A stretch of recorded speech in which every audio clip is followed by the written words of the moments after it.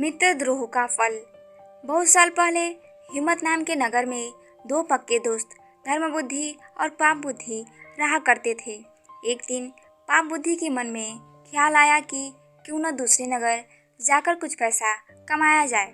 इतना सोचते सोचते पाप बुद्धि के मन में हुआ कि वो धर्म बुद्धि को भी साथ लेकर जाएगा, जिससे दोनों खूब सारा पैसा कमाएंगे और फिर लौटते समय धर्म बुद्धि से उसका पैसा किसी तरह से हड़प लेगा। अपनी चाल को पूरा करने के लिए उसने धर्म बुद्धि को दूसरे शहर जाने के लिए मना लिया। दोनों अपने नगर से खूब सारा सामान लेकर दूसरे शहर पहुंच गए। कुछ महीनों तक वहीं रहकर धर्म बुद्धि और पाप बुद्धि ने सामान को काफ़ी अच्छी कीमत में बेचा। जब दोनों ने अच्छी खासी रकम इकट्ठा कर ली तो दोनों एक दिन अपने नगर की ओर लौटने लगे। पाप बुद्धि अपने दोस्त धर्म बुद्धि को जंगल के रास्ते से लेकर आया। रास्ते पर चलते चलते पाप बुद्धि ने धर्म बुद्धि से कहा, मित्र देखो, अगर हम अपने नगर इतना सारा धन लेकर जाते हैं तो समस्या हो सकती है। चोरी से चुरा सकते हैं, लोग हमसे जलन का भाव रखने लगेंगे और कुछ उधार भी मांग लेंगे। ऐसे में बेहतर होगा कि हम आधा धन इस जंगल में छिपा देते हैं।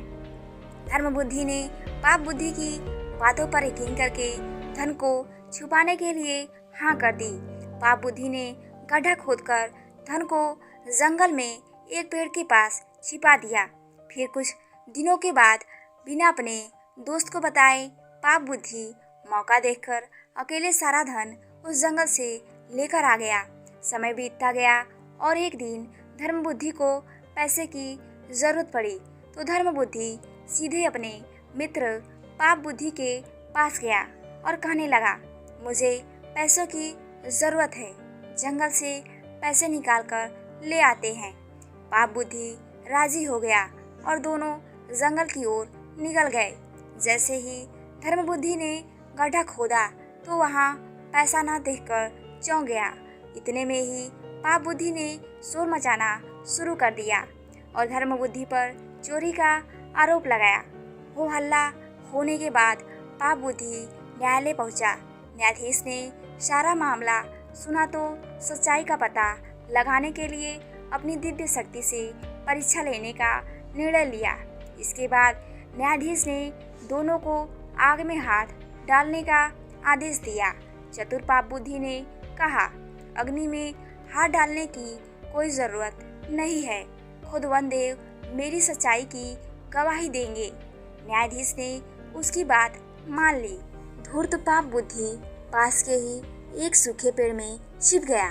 जैसे ही न्यायाधीश ने वन देवता से पूछा कि आखिर धन की चोरी किसने की तो जंगल से आवाज आई, धर्म बुद्धि ने चोरी की है। इतना सुनते ही धर्म बुद्धि ने जिस पेड़ की तरफ से आवाज आई उसी पेड़ को आग के हवाले कर दिया। आग लगते ही पेड़ से चिल्लाते हुए पाप बुद्धि बाहर निकला और झुलसी हालात में सारा सच बयां कर दिया।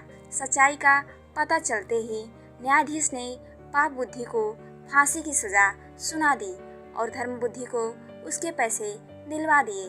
कहानी से सीख, दूसरे के लिए बुरा सोचने वाले के साथ बुरा ही होता है। अगर आपको यह कहानी अच्छी लगी हो तो कमेंट करके ज़रूर बताएं और हमारे चैनल पे जो नए हैं हमारे चैनल को सब्सक्राइब, लाइक और कमेंट ज़रूर करें।